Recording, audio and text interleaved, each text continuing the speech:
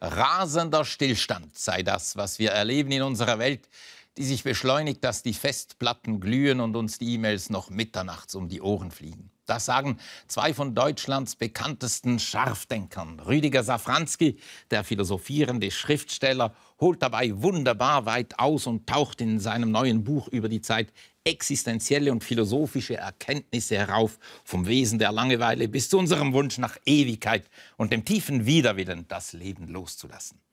Derweil Hartmut Rosa, einer der führenden Zeitsoziologen, ungewöhnlich scharf warnt vor Beschleunigungstotalitarismus, der uns individuell mit totaler Entfremdung bedrohe und erst noch die Demokratie in unserer modernen Gesellschaft kaputtschlagen könne.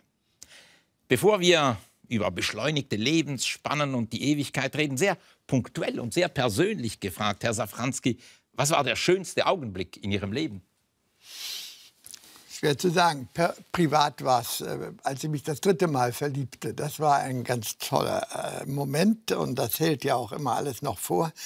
Und der andere große Moment war wirklich, da war ich in Berlin, als die Mauer fiel. Das war unvergessen. In Ihrer persönlichen Vita hat das auch... das ist natürlich eine unglaubliche Zäsur gewesen. Also es waren Augenblicke, die irgendwie andauern bis heute? Naja, die Bilder, ich meine, so ist es ja mit den großen Augenblicken, die sind einem ganz gegenwärtig. Ja?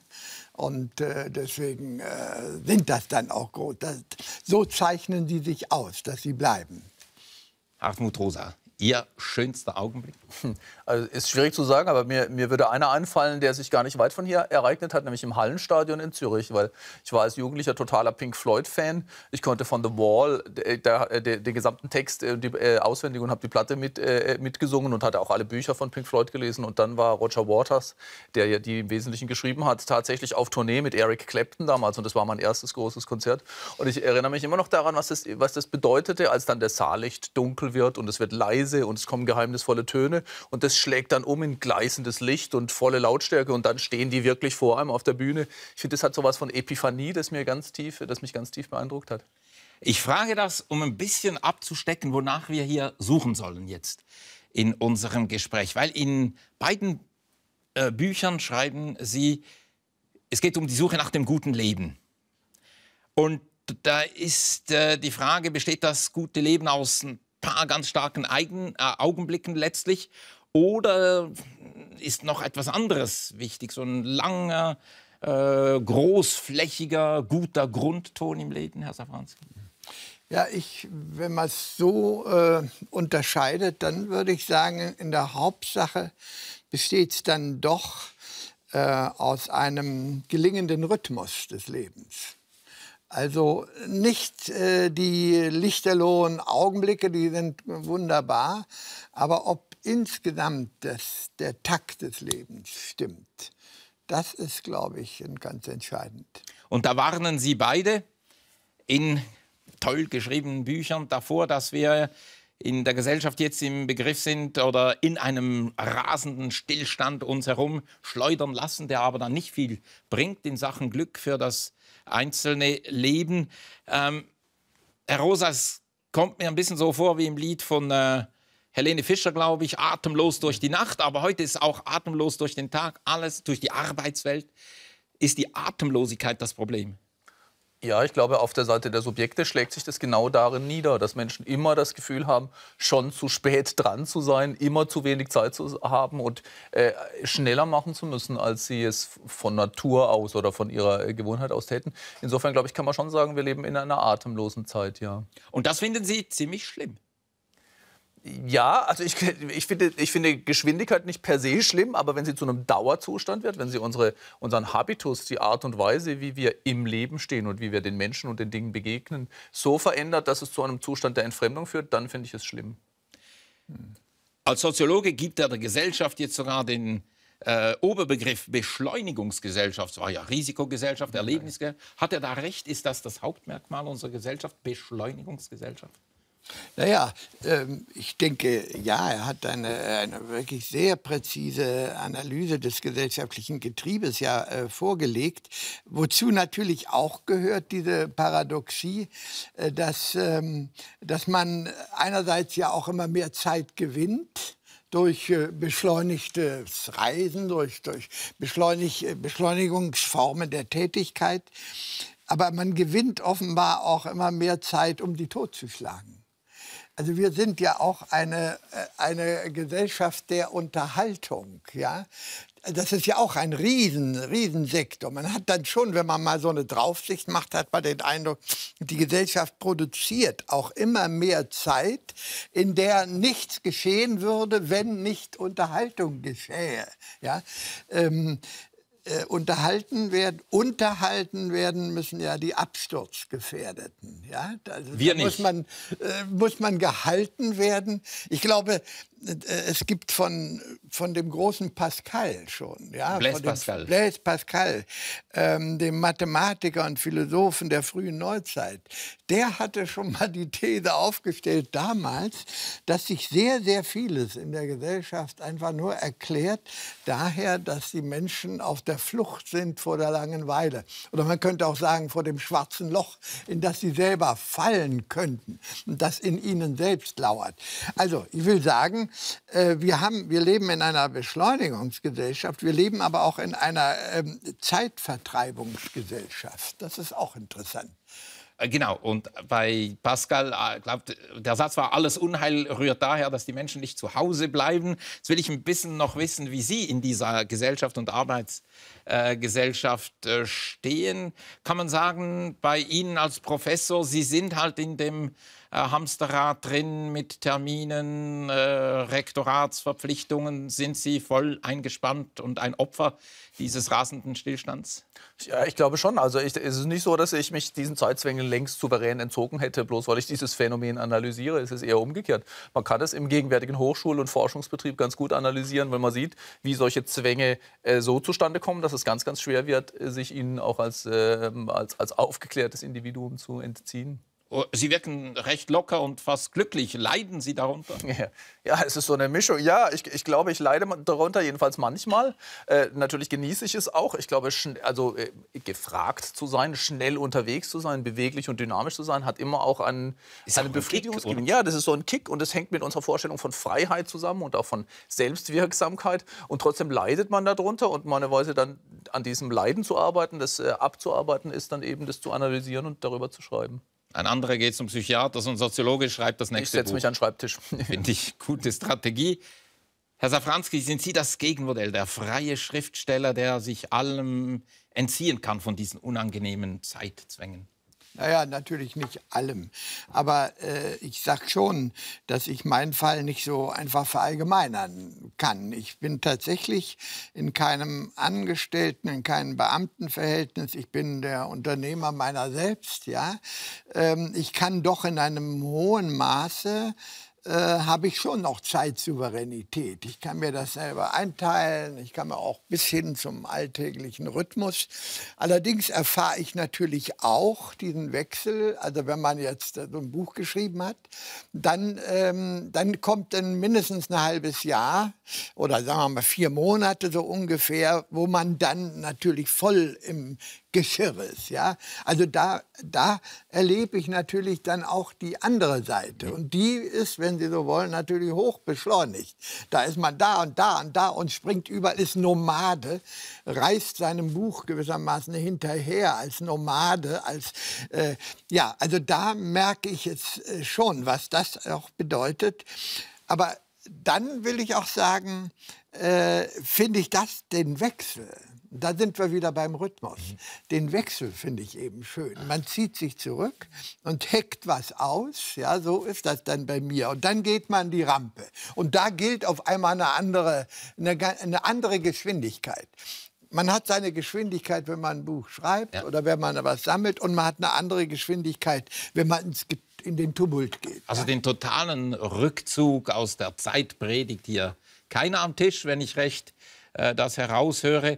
Aber in den ruhigen Zeiten, wie machen Sie das? Also sind Sie dann diszipliniert? Arbeiten Sie 8 bis 12, 2 bis 6 oder wie geht das bei Safran? Ja, da bin ich sehr diszipliniert, weil ich also eben auch merke, wenn dieses, oder ich könnte auch sagen Ritual, ich mache ein Ritual dann geht das wirklich morgens los nach dem Zeitungslesen und bis in die Mittagszeit und dann eine Pause und dann noch mal so 2, 3 Stunden und dann spazieren gehen und dann verbringe ich mit meiner Frau und Freunden und so weiter den Abend.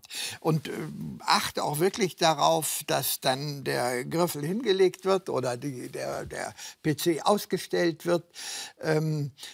Also, weil man muss ja, das gehört ja auch zur Zeit, man muss ja durch dieses Ritual herausbekommen, welches die guten Momente sind. Ja, das gehört ja auch zur Klugheit in Bezug auf Umgehen mit der Zeit. Man muss die besten Momente erwischen. Der große Schopenhauer, der sagte, ja, eigentlich richtig hellwach ist man nur die ersten 2 Stunden morgens. Ja, und das fügte dann auf seine bissige Art gleich hinzu. Und so viel Unsinn wird geschmiert, sagt er, weil die Leute nicht akzeptieren, dass sie nur die 2 Stunden richtig hellwach und ab 10 Uhr schweigen und dann. eigentlich hätten sie, Hegel zum Beispiel hat viel zu lange geschrieben in der Sicht von Schopenhauer, also ja ganz klar. Ja. Aber das ist immer ziemlich persönlich wahrscheinlich. Schreiben nicht Sie, einer von Ihnen irgendwo, ein Nachtmensch und ein Tagmensch, die leben in verschiedenen Universen. Ja. Das ist persönlich, ob man gut ist am Morgen oder am Abend. Ja, ich denke, das hängt mit das muss man rausbekommen, wie der eigene Rhythmus. Bei mir ist das eindeutig morgens, ja. Wenn also Professor Rosa hier über Entfremdung schreibt, sind Sie kein typisches Opfer davon, weil Sie ein glücklicher Schriftsteller sind. Aber die Gesellschaft als Ganzes, das besorgt Sie schon, die hat sich ergreifen lassen von diesem Beschleunigungstotalitarismus. Seit wann zieht das so richtig an? Also ich glaube, dass es ein langer Prozess ist. Also es ist bestimmt ein Irrtum, wenn wir versuchen, unsere heutigen Zeitstrukturen und Muster zu verstehen, dann erst im Zeitalter der Digitalisierung zu beginnen. Das heißt, ich glaube, dass seit dem 18. Jahrhundert sich wirklich unsere Zeitorientierung auch ändert. Da hat man ja oft vermutet, dass die Technik die Ursache dafür sein konnte, als dann die Eisenbahnen oder Dampfschiffe eingeführt wurden. Aber ich glaube, dass es umgekehrt ist. Eisenbahn und Dampfschiffe sind schon eine Antwort auf ein verändertes Zeitbewusstsein. Die Idee, Zeit zu bewirtschaften und auch einfach die Idee, dass Zeit knapp ist, ist vorgängig. Und dann zieht sie sich da eigentlich durch. Also seit Rousseau, Jean-Jacques Rousseau, den Tourbillon social, den sozialen Wirbelwind entdeckt hat oder Marx und Engels davor warnen, dass alles Ständische und Stehende zum Verdampfen gebracht wird, haben eigentlich kulturelle Selbstbeobachtungen immer dieses Knappwerden von Zeit, dieses rasche Vergehen von Zeit zum Thema gehabt. Aber ich denke schon, dass das, weil Sie danach gefragt haben, wann es anzieht, dass seit 1990 da noch mal eine deutliche Geschwindigkeitserhöhung, also eine Beschleunigungswelle auf uns zukam. Das schon mit dem Internet dann auch. Genau, also das hat mindestens 3 Ursachen wahrscheinlich. Also erstens der Fall der Mauer, die Mauer war ja wirklich ein physisches Bewegungshemmnis. Das hat eine Rolle gespielt, aber dann natürlich auch die Digitalisierungsprozesse, aber auch die Globalisierung der Finanzmärkte, zum Beispiel eine Veränderung in den Produktionsregimen, was häufig als Postfordismus beschrieben wird, Just-in-Time-Produktion und insbesondere Internet und Digitalisierung. Die haben das Tempo noch mal deutlich erhöht und das fühlen wir heute in allen möglichen Varianten. Rüdiger Safranski, Sie haben das auch ziemlich in die Tiefe untersucht, wann die Echtzeit in die Weltgeschichte da hereingeplatzt ist. Eine ganz tolle Passage fand ich, als Sie beschreiben, wie Schiller einen großen historischen Moment verpasst hat. Ja. Also ich meine, das ist für mich auch eine ganz, ganz große Zäsur, dass wir jetzt erst, das heißt, also sagen wir mal so ab 1900, seitdem wir Telekommunikation haben und eine Kommunikationsmöglichkeit haben, die in Echtzeit Gleichzeitigkeit herstellt zwischen raumentfernten Punkten. So etwas hat es menschheitsgeschichtlich noch nie gegeben. Das ist eine so ungeheure neue Konstellation, die da auf einmal auftaucht.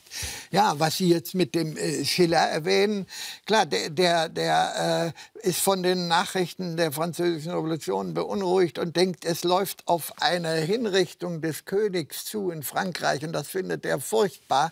Und deswegen setzt er sich hin und entwirft schon mal eine Rede, wo er den Franzosen ins Gewissen reden will. Er will auch rüberfahren und dann den kommt Louis natürlich nicht nach, er ist schon längst enthauptet. Das heißt, das ist natürlich in einer Welt, die diese Gleichzeitigkeit nicht hat, da muss man sich klar machen, ist im Grunde alles, ist gleichzeitig nur, was der unmittelbare Sinnenkreis umfassen kann. Und der Rest der Welt, der riesengroße Rest der Welt, ist immer im Modus der Vergangenheit eigentlich präsent. Das ist immer alles schon längst geschehen, wenn es bei mir ankommt.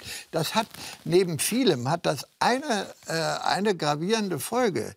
Man konnte gar nicht auf die Idee kommen, dass man für die ganze Welt mitverantwortlich ist. Wirklich, das war eine totale man lebt in der Glocke seiner Eigenzeit, ja, so richtig. Und da war das. Das heißt, dass es da wirklich echte Handlungsmöglichkeiten gibt in einem direkten, in einem spontanen Verhältnis, das war sowieso so, das war unmöglich. Aber Schiller hätte doch applaudiert, wenn das Internet oder mindestens ein Radiogerät gekommen wäre. Ja, ich will es ja gar nicht jetzt idealisieren. Ja. Ich würde sagen, es ist umgekehrt. Natürlich, die hätten, wenn sie das gehört hätten, was bei uns möglich ist, gerade so jemand wie Schiller, der hätte das natürlich großartig gefunden. Oder so jemand wie Forster oder diese Leute, die unglaublich weltgierig, weltneugierig waren und so weiter. Aber man muss auch sagen, dass es das natürlich eine Situation schafft, wo eigentlich eine latente Panik sicherlich die emotionale Entsprechung dazu ist.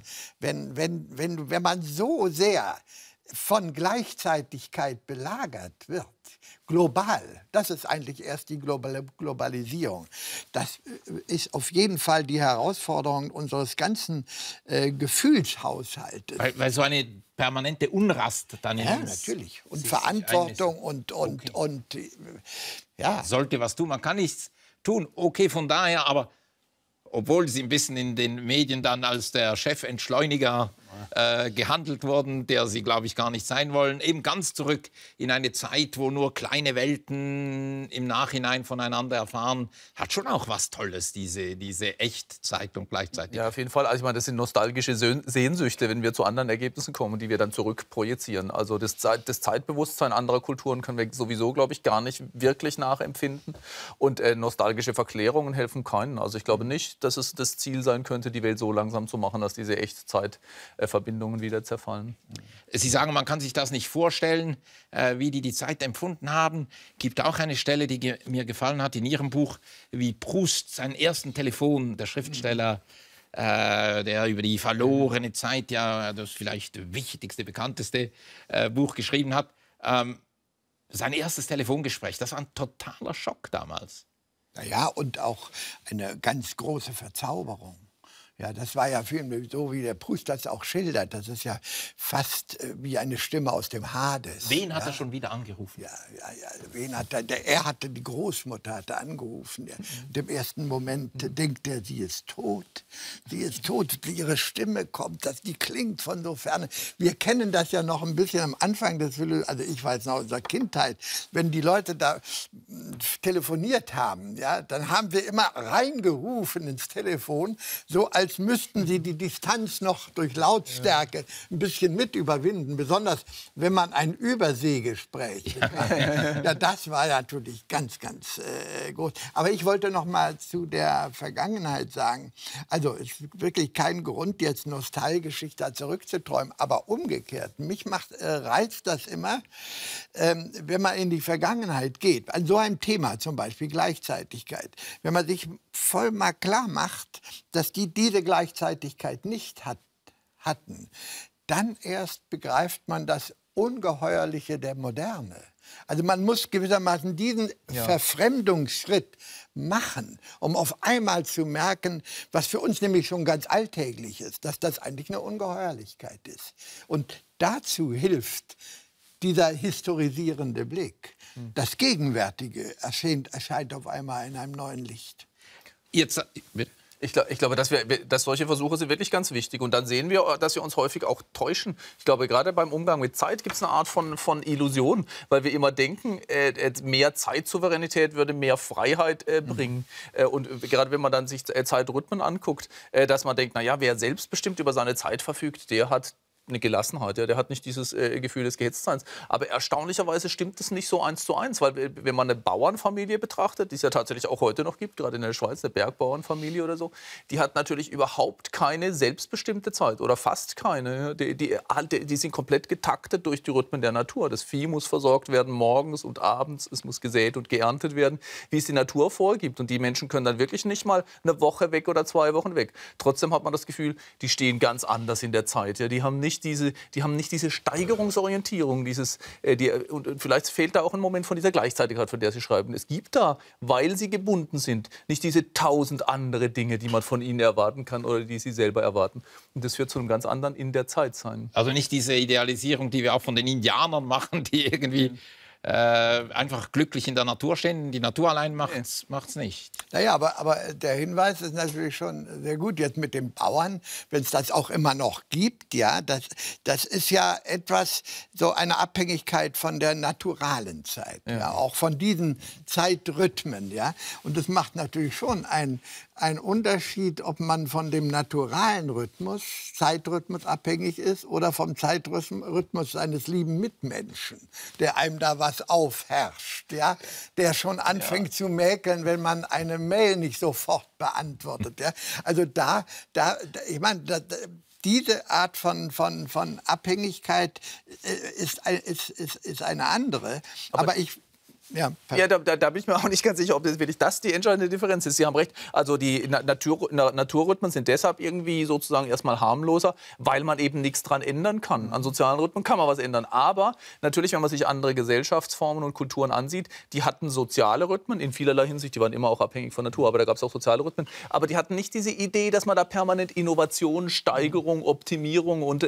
Zeitersparnis ins Spiel bringen müsste. Also ich glaube, man könnte auch soziale Rhythmen haben und gestalten, ohne in diesen Steigerungsmodus zu kommen. Jetzt hat er gesagt, es wäre nicht die Technik gewesen, die den Wechsel gebracht hat. Ist aber eine beliebte These, dass es doch zum Beispiel die Eisenbahn war, die die Gleichzeitigkeit erzwungen hat. Naja, ich denke, die sagten jetzt vorher, Sie werden ja sicher das auch sehen, dass natürlich die Eisenbahn hat dann noch mal im großen Stil so einen Schub. Auch übrigens für die Synchronisierung, für die Gleichzeitigkeit, dass also jeder Ort jetzt an eine Zentralzeit angeschlossen damit man einen wird. Dafür hat das natürlich auch. Aber der Hinweis ist natürlich es gibt immer auch solche tiefen Prozesse auch in der Mentalität, die sich so langsam vollziehen. Ich würde im Übrigen für diesen Schub der zeitlichen Beschleunigung auch die Geburt des Kreditsystems als einen ganz, ganz wichtigen Punkt in der frühen Neuzeit, ja, wenn es dann immer im großen Stil, also losgeht jetzt Kredite zu gewähren, Fristen müssen dann eingehalten werden, jetzt muss das irgendwie produktiv umgesetzt werden. Das heißt, es wird auch durch ein Wirtschaftssystem, wir nennen das dann den Frühkapitalismus, ja, wird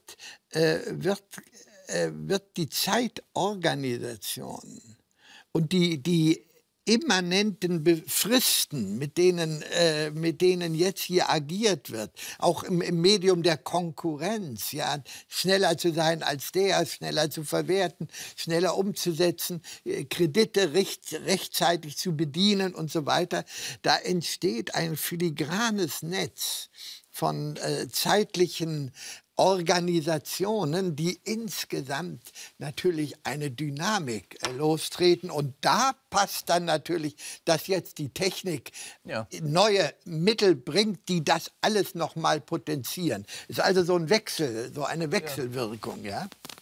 Das würde ich auch so sehen. Also die Technik ermöglicht diese permanenten Steigerungen. Aber das Neue im 18. Jahrhundert, wo ich eben glaube, dass man die Zeit nicht isoliert betrachten darf, ist diese Steigerungsorientierung, von der ich glaube, die ist nicht einfach nur eine kulturelle, also weil wir anders drauf sind oder andere kulturelle Ideen adaptiert haben, sondern ist eine institutionelle und strukturelle. Eine moderne Gesellschaft, eine kapitalistische Gesellschaft kann sich nur erhalten und reproduzieren in ihrer Struktur durch Steigerung. Also beim Wirtschaftssystem sieht man das sehr deutlich. Ohne Wachstum, und Wachstum wird erzielt über Beschleunigung und permanente Innovationsverdichtung. Und ohne diese Steigerungsmomente können wir nicht so bleiben, wie wir sind. Verlieren wir Arbeitsplätze, schließen die Firmen, können wir die Kredite nicht zurückzahlen. Sodass man wirklich systematisch sieht, über das Kreditwesen, aber auch über viele andere Dinge, der Zwang zur Steigerung ist strukturell eingebaut. So ein Kredit ist ja eine tolle Wette auf die Zukunft, dass alles besser wird, sonst würde man da... Ja, aber das ist auch ein Punkt. Also da ist auch wieder sowas, wo man zum Staunen angeregt wird, wenn man dann in Vergangenheiten blickt. Im Mittelalter noch, ja, kann man sagen, war es selbstverständlich, dass man beim Alten blieb. Und das Neue war begründungspflichtig. Und irgendwann mal dreht sich in gigantischen Maße langsam die Bühne. Und wir haben natürlich jetzt die Situation, das Neue ist gar nicht begründungspflichtig. Begründungspflichtig ist, wenn du beim Alten bist. Der alte Rausch. Ja? Und ich meine, da muss man sich mal hineindenken, was das für ein Denken war dann im Mittelalter noch, ja, dass eigentlich die Welt etwas ziemlich Unveränderliches ist. Natürlich verändert sich da vieles und so weiter, aber das ist eigentlich ziemlich unerheblich, ja, sondern sie war so und das war das Diesseits. Und dann gab es natürlich eine riesengroße Veränderung, das war das Jenseits. Gewissermaßen alle Veränderung im mittelalterlichen Denken ist ausgelagert ins Jenseits und das Diesseits steht unter Stabilitätspunkten. Das bleibt eigentlich so. Und jede originelle Leistung, ja, auch bei den Autoren im Mittelalter, ja, die taten immer so, als seien sie das nicht, sondern sie nahmen dem oft einen Namen an eines Alten, ja, dann wurde dem Augustin noch vieles untergeschoben, ja, und so weiter, was er gar nicht geschrieben hat. Also Originalität war nicht gefragt. Aber wer hat diese Bombe der Zukunftsoffenheit in die Weltgeistesgeschichte hineingeworfen? Weiß man das? Also ich bin ziemlich sicher, dass man das nicht einer Person zurechnen kann. Das ist ein Zusammenfließen von ganz vielen Momenten, bei denen solche strukturelle, zum Beispiel eine ökonomische Veränderung und ein kapitalistisches System hat ein anderes Konzept von Zeitlichkeit.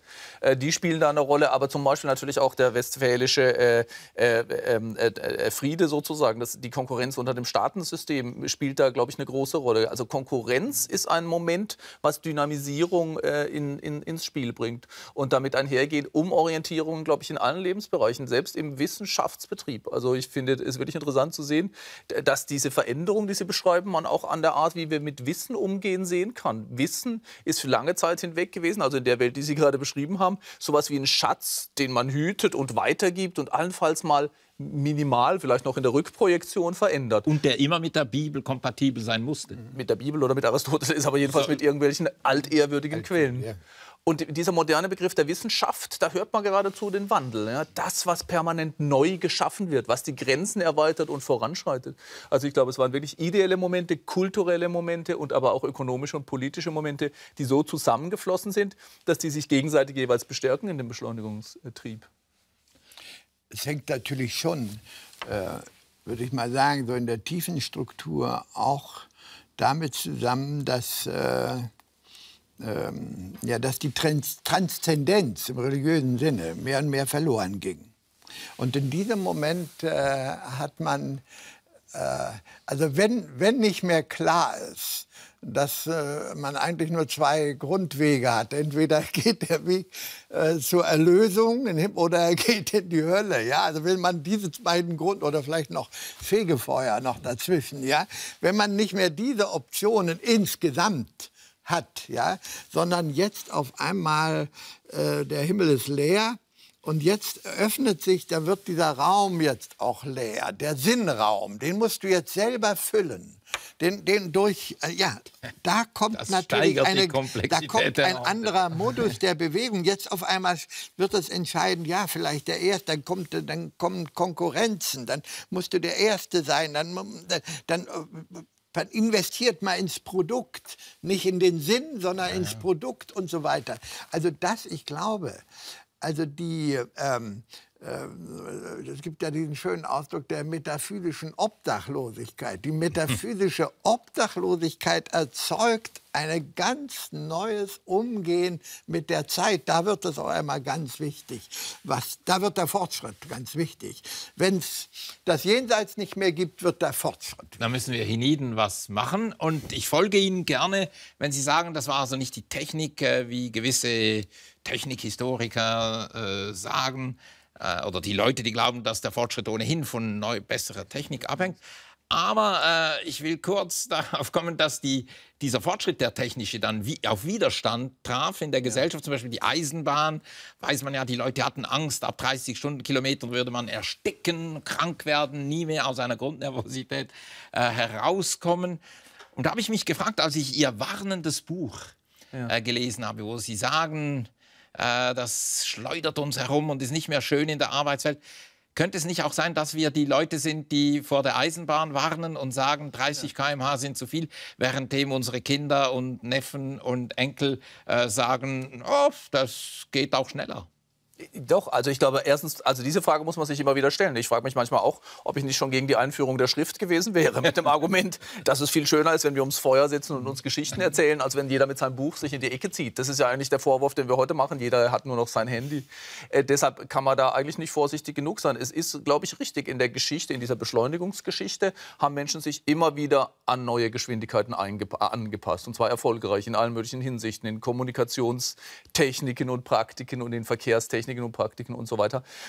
Aber ich finde nicht, dass man deshalb die Frage beenden muss, ob es vielleicht ein zu viel an Geschwindigkeit geben könnte, ob die uns wegläuft. Und dann muss man fragen, zu viel für was? Und da, glaube ich, kommt die zentrale Frage ins Spiel, zu viel für ein gutes Leben, also wann gelingt menschliches Leben, und zu viel für die Art politischer Selbststeuerung, die wir gewählt haben, nämlich sowas wie Demokratie. Teilen Sie grundsätzlich seine Sorge, dass jetzt zu viel Speed schon im System drin ist? Ja, doch, die Sorge teile ich auf jeden Fall. Ich teile auch den Hinweis, dass ein nostalgisches Zurücksehnen auch nicht hilft. Ja? Aber was helfen könnte oder was man auch an sich selber bemerken kann, was man besser machen kann, ist, bei all den Dingen, die man macht oder in die man verwickelt ist, darauf zu achten. Jedes braucht eigentlich seine Zeit, um gut gemacht zu werden.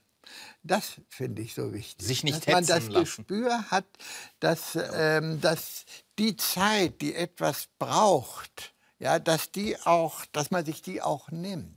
Ja, aber ja? Ich bin auf einer Seite ganz bei Ihnen. Ich frage mich nur, wer der Mann ist. Also das Mann sozusagen. Weil ich glaube, man selbst. Ja, aber das hat man doch nicht in der Hand. Weil ich glaube wirklich, weil ich bin nun mal Soziologe, wenn Sie sich die Arbeitswelt anschauen, da sehen Sie genau dieses Problem. Dass nämlich selbst einfache Arbeiter, selbst am Fließband oder bei McDonald's sagen, es gibt sozusagen ein richtiges Maß des die Sache Gutmachens. Und genau da wird permanent dran gedreht. Mit dem Versuch, man hat die Zeit nicht. Das gilt sowohl für genau geregelte Prozesse als auch für andere Dinge. Was ich damit meine, ist ja, wenn wir nach einem Kriterien suchen, ja, dann ist das für mich ein Kriterium, auf die zu tuende Sache, auf die Tätigkeit selbst hinzublicken und aus ihr selber ein Kriterium zu gewinnen, sagt, Leute, so wird es schlecht. Es muss mindestens, klar, das ist auch ein politischer, das ist auch ein Machtkampf. Ich meine, wir sehen es gerade bei VW eigentlich. Ja? Also ich meine, wenn sozusagen der Druck so groß wird, dass man die Sache nicht mehr gut machen kann, unter den Kosten und anderen Druck, die steht, dann fängt man ohne Verletzung der Gesetze. Dann fängt man an zu tricksen oder so in allerlei Hinsichten. Und ich glaube, das sehen wir wirklich in ganz vielen Gesellschaftsbereichen. Und übrigens auch, weil Sie sagten, es kommt auf den richtigen Takt an. Das finde ich auch. Also zum eine Sache gut machen gehört auch, danach einen Moment innezuhalten und eine Pause zu haben.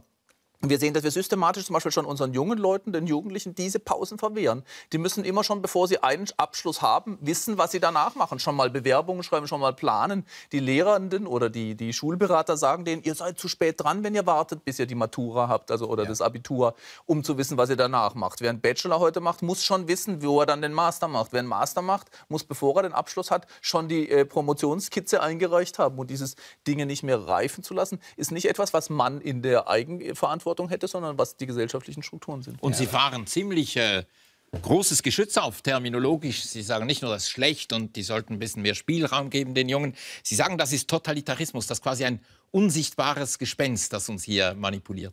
Ja, natürlich ist dieser Begriff provokativ gemeint und es ist wichtig zu sagen, es ist nicht ein politischer Totalitarismus, also es ist was anderes als die Totalitarismen, die wir in der politischen Geschichte kennen. Aber es ist insofern totalitär, als es erstens alle Gesellschaftsschichten ergreift. Es ist nicht so, dass also sagen wir mal arbeitslose Menschen oder Kranke oder vielleicht Menschen im Ruhestand davon befreit werden. Die sind vielleicht zwangsentschleunigt, die sind geradezu stillgestellt, aber die leiden natürlich auch unter diesem Beschleunigungsdruck, weil sie da nicht mehr mitkommen, weil sie schon abgehängt sind. Und in allen anderen Lebensbereichen wirkt sich vielleicht unterschiedlich aus. Menschen in einfacheren Berufen, die haben den Druck meistens von außen. Menschen in eher Elitepositionen machen sich den Druck von innen, aber es ergreift alle Schichten und alle Lebensbereiche. Man findet diese Beschleunigungslogik in der Arbeit, im Konsum, sogar in religiösen Tätigkeiten, in Freundschaftsbeziehungen, in Familienbeziehungen. Es ist pervasiv in der Gesellschaft. Sie nennen das Entfremdung und damit als Soziologe holen Sie da nicht einen bärtigen Mann mit zerzaustem Haar, der in London Revolution betrieb, einen Karl Marx wieder aus dem Schrank? Na ja gut, also ich hätte jetzt keine Angst davor. Also viele der Einsichten von Marx, gerade darüber, wie Kapitalismus funktioniert, ja viel mehr, als was da vielleicht Kommunismus sein könnte. Diese Ansichten sind auch heute noch sehr, sehr hilfreich. Aber es stimmt schon, der Entfremdungsbegriff ist in den späten 60er, 70er Jahren hatte der Konjunktur und dann ist er in Vergessenheit geraten. Und ich glaube, dass das ein Fehler ist. Es geht nicht nur um Verteilungen und Verteilungsgerechtigkeiten, obwohl die wichtig sind, sondern es geht auch um die Frage, wann gelingt Leben überhaupt, individuell und kollektiv. Und dafür war diese Entfremdungsanalyse, glaube ich, ganz hilfreich. Das Problem war, dass wir nicht wussten, nicht angeben konnten, was ein nicht entfremdetes Leben ist. Dafür wollte man immer Begriffe wie die wahre Natur des Menschen ins Spiel bringen oder Authentizität.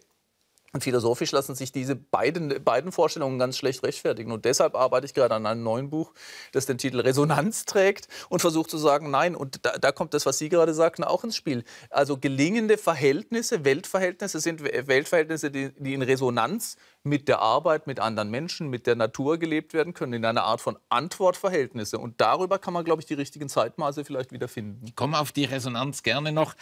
Glaube in Ihrem Buch aber identifiziert zu haben, immer noch eine Idee des wahren Bewusstseins. Eine schöne, weil Sie schreiben irgendwo, die Leute, die dann überstresst sind und zu viele E-Mails haben und all das, die suchen dann ihr Glück in den Shopping-Malls und schauen noch in die Glotze und so. Ist das nicht ein bisschen die... ja, diese Konsumenten, falsche Bewusstseinsbefriedigung und so, ist das nicht so einfach, wenn einer gern im Shoppingzentrum sein Glück findet, warum nicht? Nein, genau, da habe ich überhaupt keine Einwände dagegen. Das stimmt schon, das sieht immer so nach dieser alten, konservativen Kulturkritik aus, die eigentlich keiner mehr hören will, auch mit guten Gründen mehr hören will. Aber ich finde, ob dieser Hinweis schon reicht, um zu sagen, wir dürfen gar nicht mehr uns kulturelle Praktiken angucken. Und da will ich nicht schreiben über die dummen Menschen, die es falsch machen und ich weiß es besser sozusagen, sondern ich betrachte mich auch selber. Ne? Und dann stelle ich fest, da zieht mich was in die Shopping Mall. Ja? Da ist eine Attraktivität auch im Kaufen. Der Kaufakt selber macht Spaß. Und dann stelle ich zum Beispiel fest, ich bin großer CD-Käufer, also ich meine, das ist einer meiner Lieblingshobbys. Ich will eine CD kaufen und dann stelle ich fest, oh, die habe ich ja schon. So, und jetzt müsste man nach ökonomischer Logik sagen, gut für mich, ja, ich kann das Geld sparen und habe die CD schon. Aber da stelle ich fest, da ist eine Enttäuschung im Spiel, ja. Und ich finde das jetzt hochinteressant zu fragen. Was jetzt machen mit dem Nachmittag? Ja, wieso bin ich jetzt eigentlich enttäuscht? Und dann stelle ich fest, okay, es gibt da Verhaltensweisen sozusagen, die mich erstmal irritieren und wo ich glaube, vielleicht ist ein falsches Bewusstsein insofern, als wenn man sich auch selbst beobachtet, bei welchen Aktivitäten, bei welchen Erfahrungen sozusagen, stellt sich hinterher vielleicht ein bleibendes oder dauerhaftes Glücksgefühl ein und bei welchen ist man eher in einem Zustand der Leere oder eben der Entfremdung, sodass man auch in suchtförmige Verhaltensweisen kommt. Also ich glaube, über Selbstanalysen kommen wir viel weiter als über so Ideen, dass wir schon das wahre Bewusstsein haben und die anderen nicht.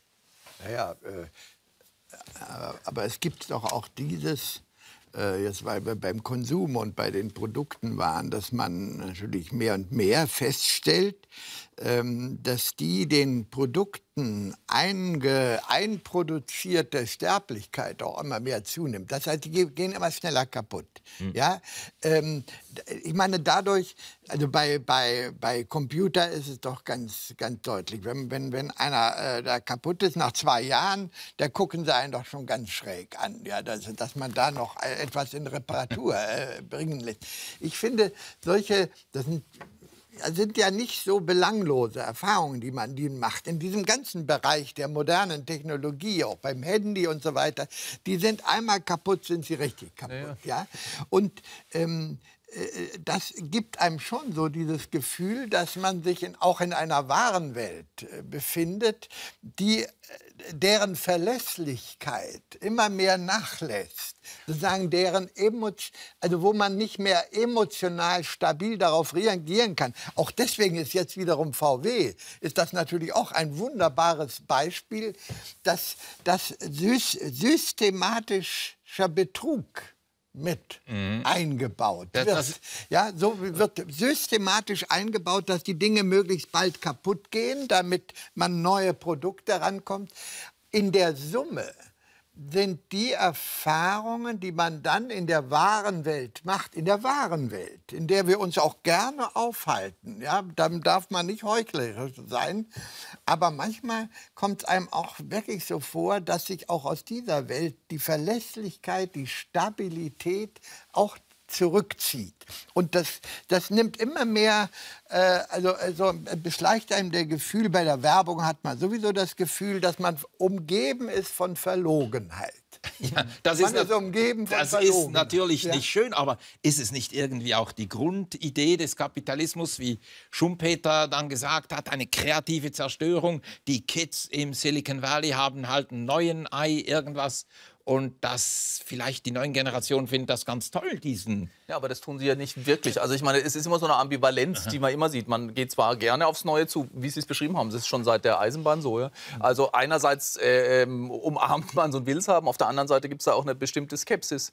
Und ich meine übrigens, der bärtige alte Mann, Karl Marx, hat dafür schon einen interessanten Begriff gefunden, wenngleich er es eher auf die Produktionssphäre angewandt hat. Jetzt haben wir es in der Konsumsphäre, nämlich, dass der moralische Verschleiß höher sei als der physische. Das heißt, wir werfen die Dinge ja in aller Regel nicht weg, weil sie nicht mehr funktionieren, sondern weil sie schon überholt sind, weil sie veraltet sind. Und der Witz ist jetzt, so komme ich auf die Entfremdung, wir werfen sie eigentlich weg. Gerade bei sowas wie Handy ist es so, aber bei fast allen modernen, beim Computer auch, bei allen diesen Geräten, wir haben sie uns gar nie wirklich zu eigen gemacht, gar nicht wirklich anverwandelt. Wir sind gar nicht dazu gekommen, sie zu unserem eigenen Ding zu machen, das in gewisser Weise ein Teil von uns ist. Also wenn man das ist nicht wie mein Lieblingskurzwellenradio, den ich tatsächlich in jungen Journalistenjahren immer bei mir hatte, ein Begleiter. Ja, und an dem man dann auch rumbastelt, ja, und dann manipuliert man und dann erkennt man, das ist wirklich der eigene. Da ist was von mir da eingegangen und was von dem in mich. Und diese Art von Anverwandlung findet heute nicht mehr statt. Das ist alles nicht schön, aber ich glaube, bei beiden Gedankengängen von Ihnen zu diesem Thema wird es dann richtig tragisch, wenn wir sagen, die Demokratie ist in Gefahr. Die bräuchte ein langsameres Tempo. Naja, also ich meine,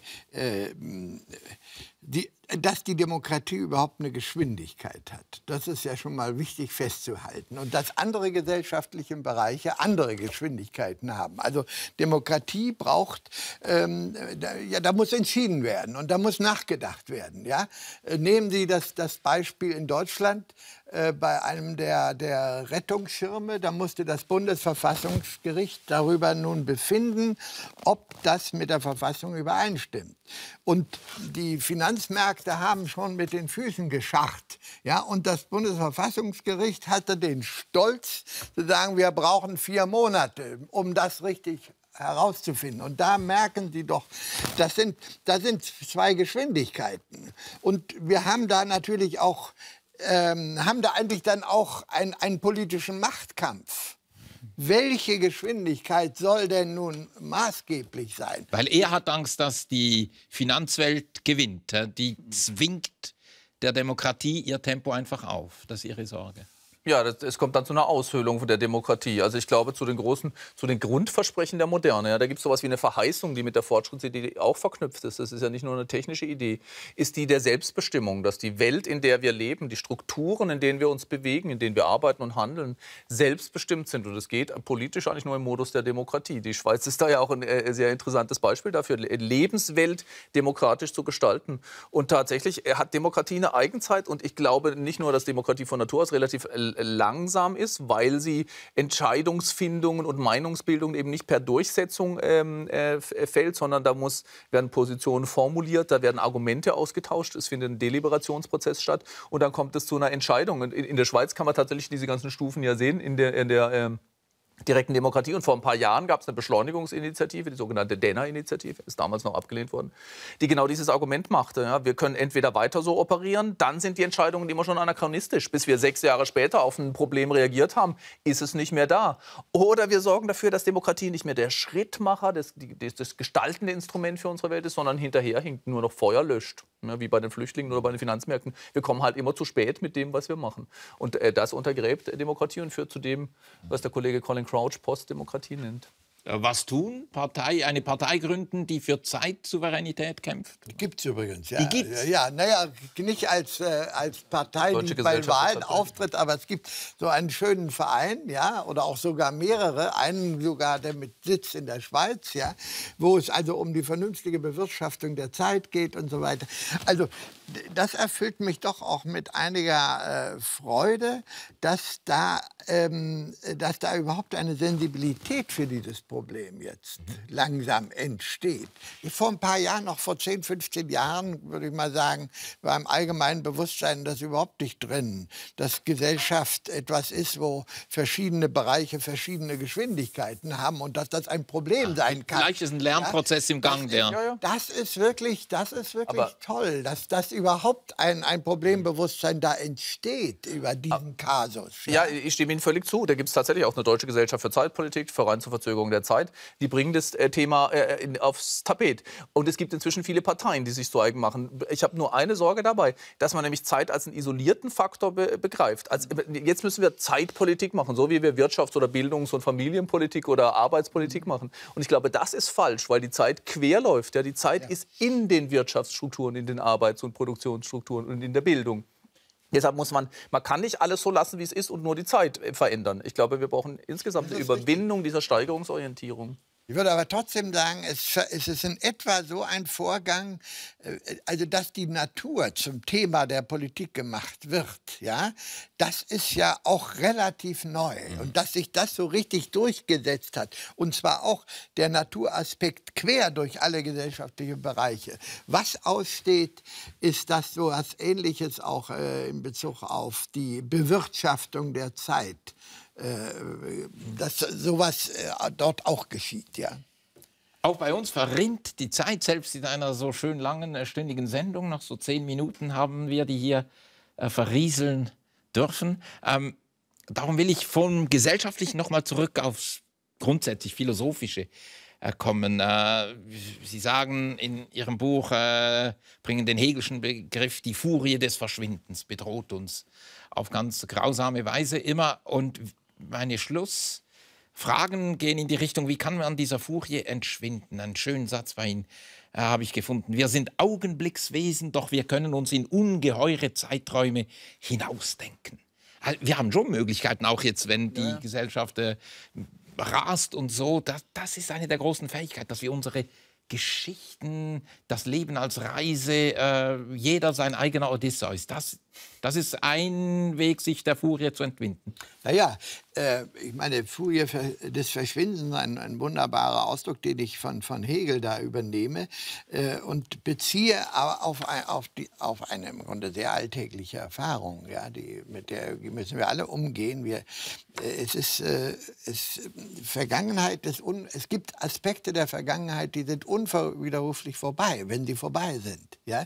Das betrifft zum Beispiel unsere ganzen was wir so nennen, unsere inneren Zustände, die äußeren Zeichen der inneren Zustände, wenn ich jetzt einen Brief geschrieben habe oder ein Lied dabei gesungen habe oder einen Brief zerrissen habe oder irgendetwas, alle diese äußeren Manifestationen, auch die Zeichen, die bleiben bestehen, aber der entsprechende innere Zustand ist, wenn er mal vergangen ist, ganz vergangen und ich kann nie wissen, ob ich ihn wieder erwische, weil mir das Original fehlt, um zu sagen, ja, das ist dieser Moment. Das heißt, das ist natürlich nichts anderes, als dass wir, indem wir Bewusstheit erfahren, immer bemerken, wie die Wirklichkeit aus der Wirklichkeit verschwindet. Nämlich die Jetzt-Wirklichkeit wird zu einer Vergangenheit, die nicht mehr wirklich gegenwärtig. Aber Sie sind ja Schriftsteller, wenn man es dann niederschreibt. Ja, aber das sind die Zeichen. Aber ich weiß,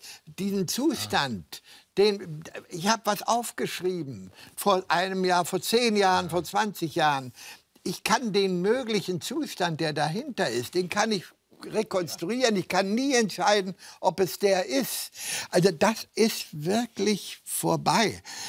Das ist natürlich die alltägliche Erfahrung der Vergänglichkeit, die erklärt allerdings, dass wir das dauernd, das Verrinnen innerlich dauernd spüren, ja, das erklärt natürlich, weswegen wir auch Wesen sind, die so den äußeren Halt brauchen.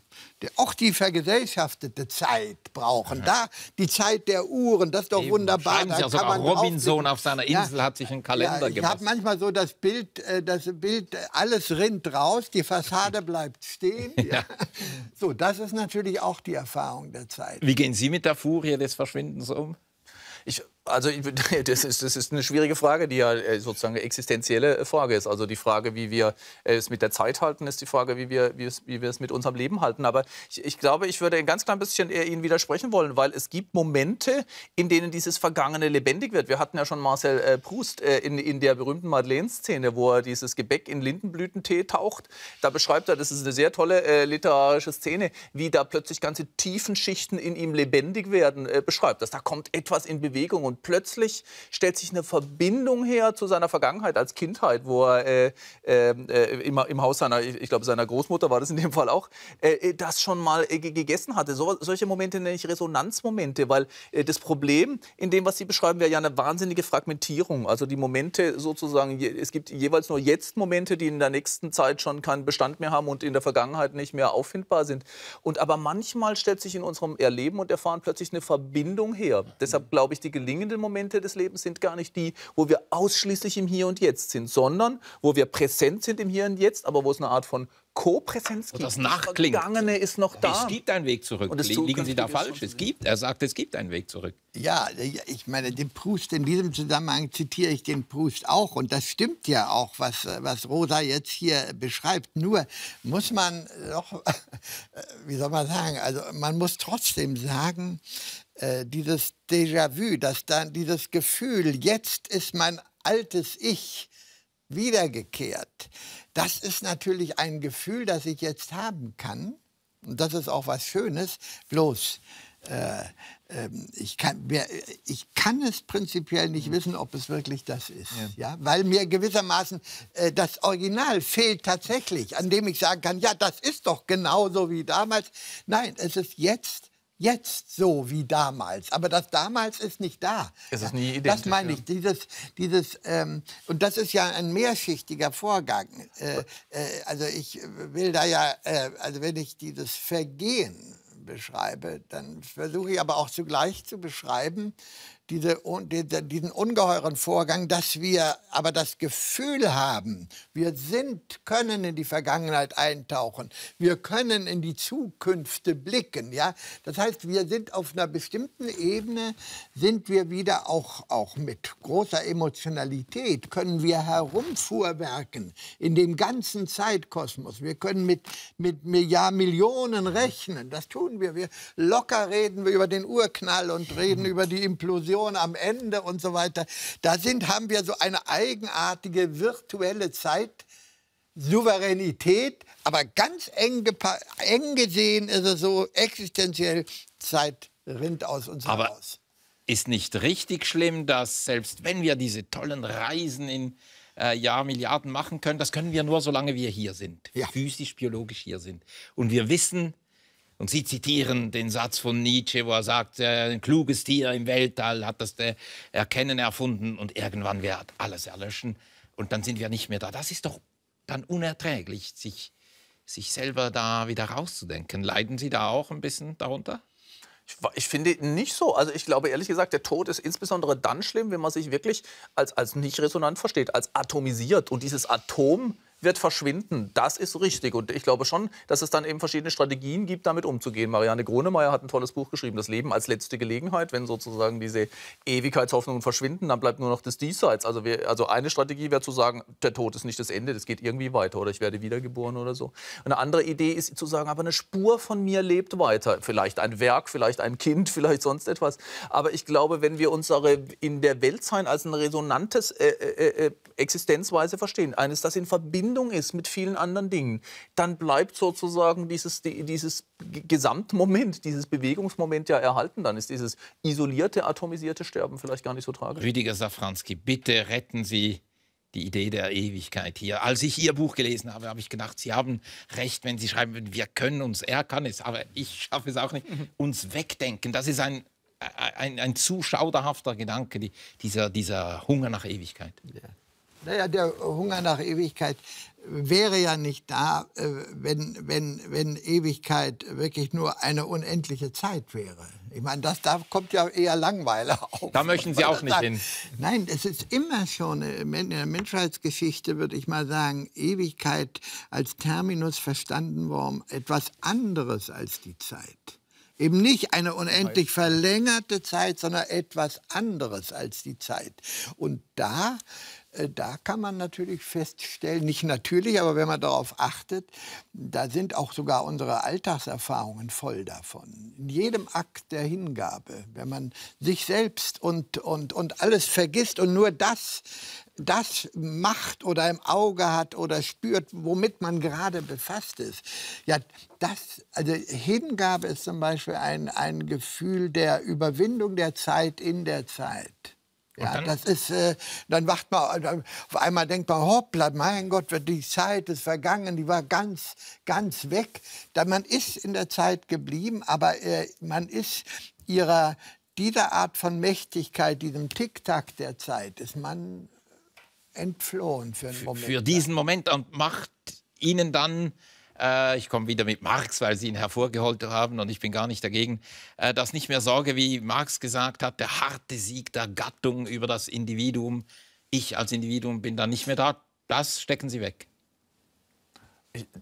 Nein, ich weiß nicht, in der Frage würde ich mich eigentlich lieber agnostisch verhalten. Also als Soziologe kann ich sie sowieso nicht beantworten. Ich glaube wirklich, ich finde, also wenn ich sozusagen emotional darauf reagieren solle, finde ich die Idee, dass es da eine Art von Existenzform, so etwas wie einen Weltgeist gibt, auch eine Art von Hegelscher Idee, mit dem man verbunden ist und in dem man vielleicht zurückkehrt. Das finde ich eine sehr plausible Idee. Wie gesagt, ich möchte eigentlich weg von einer Betrachtung, also ich möchte Individuum und Gattung gar nicht so kalt gegeneinander stellen. Ich glaube, dass wir auch als Individuen ja immer schon verbunden sind mit anderen Menschen, aber auch mit der Natur und mit der Zeit und der Ewigkeit. Ja.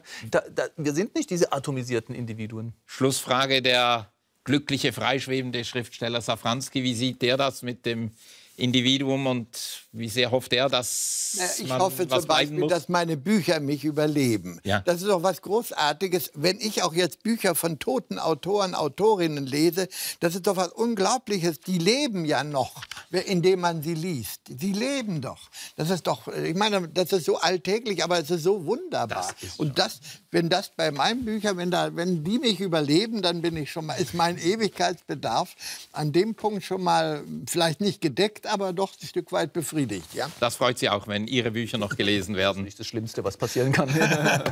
So wie die geschrieben sind, habe ich keine Zweifel daran, meine Herren. Besten Dank für das Gespräch.